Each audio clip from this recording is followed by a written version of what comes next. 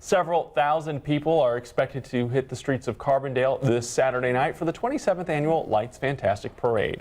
Now, activities start at 4 with the beginning of the parade at 6. And News 3's Dave Davis has been in Carbondale all morning. So, Dave, what should people know before heading out to the parade?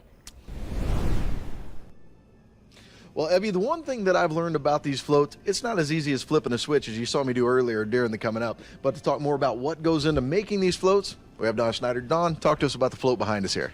The train, we actually acquired that from Johnson City a few years ago, and we've made a few improvements, a few changes to it.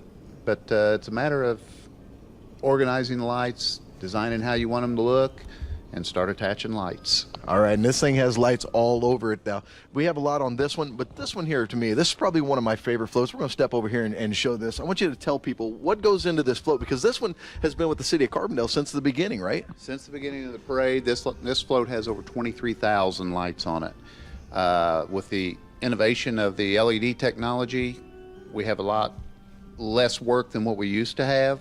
Every year, lights had to be changed, colored, and companies switch their style of lights, so now this light's not compatible with that light. So with the advent of the LEDs, it's really made a big difference, but there's still a lot of hours go into making sure this is all lit up and working for the parade. Now, these Christmas trees right here, these aren't just Christmas trees that you guys went and bought. They actually have some meaning behind them.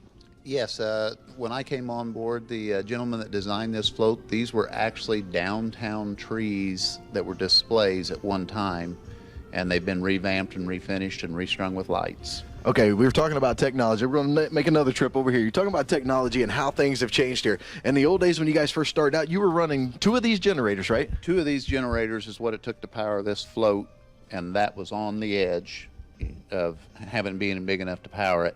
Now we're down to one of these small Honda 2,000 watt power inverters will run this entire float.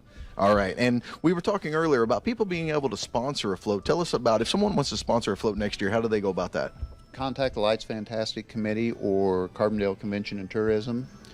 We have 2 floats that are sponsorable right now. The Flying Saucer is being sponsored this year by B&A Travel, and the train is being sponsored by Mid-America Services.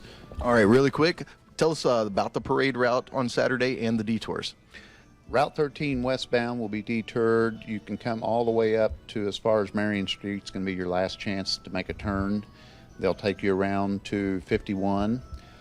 Southbound 51 will go all the way through. It won't be detoured. Northbound 51 will be detoured at Grand Avenue, and it'll take you around. And eastbound 13 will be detoured at University and 51. All right, well, it's going to be a good time. Get out, see all these floats and more on Saturdays. Things start at 6. For now, though, we're live in Carbondale.